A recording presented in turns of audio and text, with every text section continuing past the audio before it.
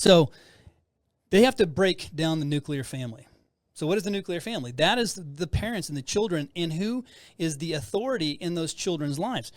So there's actually a book. If you've heard me preach before, I've given a message about fatherhood a number of years ago, and I mentioned this. It's called. It's a book that you ought to, if you don't have it, you ought to get it, put it in your library. It's called Family and Civilization. It was written by Carl Zimmerman. In 1947 is when it was released.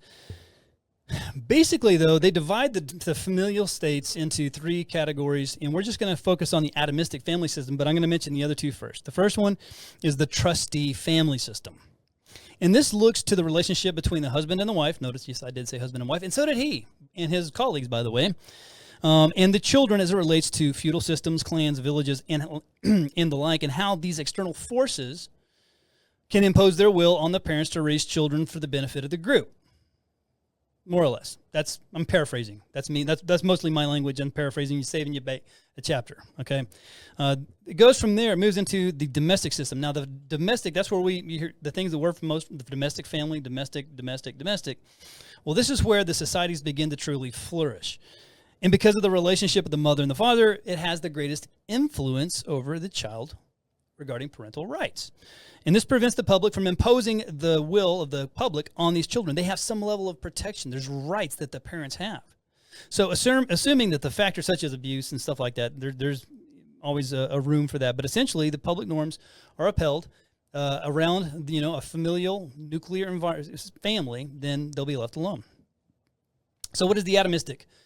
The atomistic system is where I believe that we are at. And it's this when the parental rights are eroded and the public or external force attempts to remove these rights in place of from the parents and put them in place of the government, or potentially just outright oppression. So the government is now going to be in charge of the children, tell you what you can and cannot do, and you can say, well, listen, my child identified.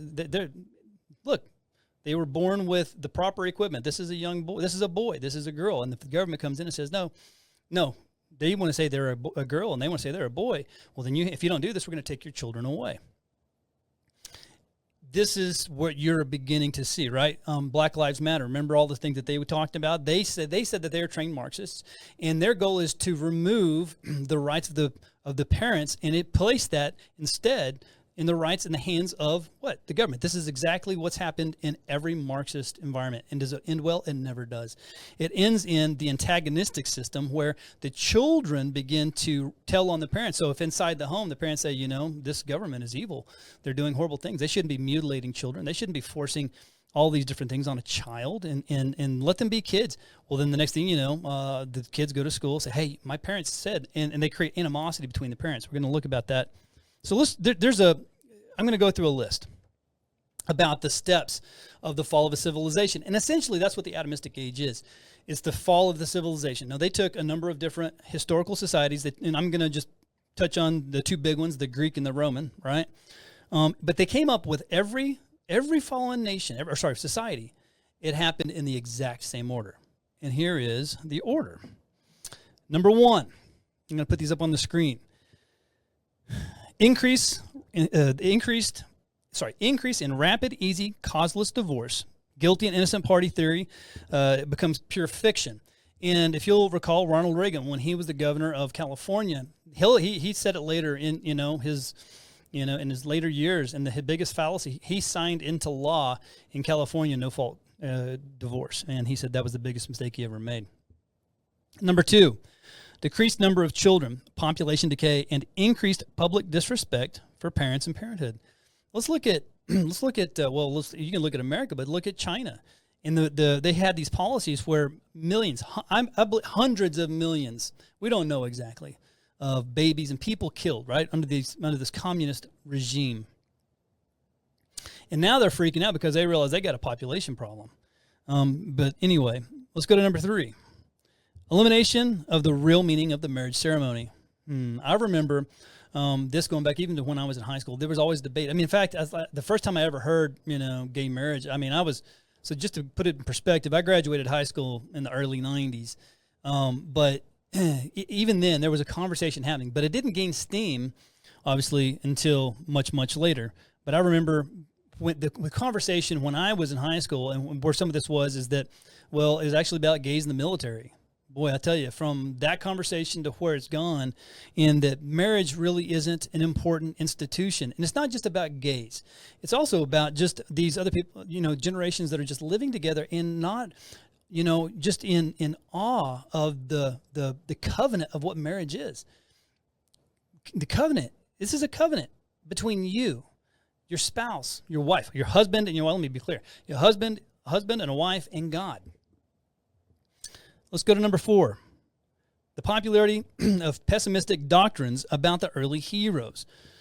Okay, so think of this. This is very popular now. They love to hate our founding fathers, the Constitution, America. Now it is spoken of in such horrid terms. And I know if my mom is watching, Mom, if you're watching, I know I got "of" at the end of a sentence on the screen. Sorry. But, it is the BLM and everything else. We are just occupiers and colonialists, and they're now having, whatever Native Day, and it's insane. It is absolutely insane. I should do a full teaching just on that one thing as to why we are not occupiers. We are not, yes, there's always been bad peoples, but there's been bad people on every side of every society. Anyway, but now it's popular to hate George Washington. Think about this. They've tried to no longer is it Washington's birthday or any of those things. It's President's Day, or they're trying to get rid of Columbus Day, and in fact people anyway they hate our founding fathers. They hate our Constitution. They've torn down statues all over our country in the name of pick an insane subject, but it's not in the name of tolerance, because that's anything but tolerance. It's intolerance. Okay, the rise of theories that companionate marriage or a permissible looser family form would solve the problem. So again, this is the same thing, cohabitation. Heck, now you have all these weird quote unquote, but basically they're trying to say, okay, well, if these things can be permissible. So you have the group over here that's really spinning off, but the other group that's no longer standing firm on tradition and the Word of God, and they're coming to say, well, we can loosen things up a little bit, and you see that. So this is every side beginning to compromise. Number 6, the refusal of many other people married under the older family form to maintain their traditions, while other people escape these obligations. So they now, under this, when you get to this phase, number 6, they're attacking people who want to be married, who want to still be traditional, who still want to have that covenant marriage relationship and raise families the way God intended them to be raised. They begin to attack that. Be ready. I mean, if you're not under attack yet, you will be. If you stand for God in these times, you will come under attack. And we're going to talk more about that in a minute.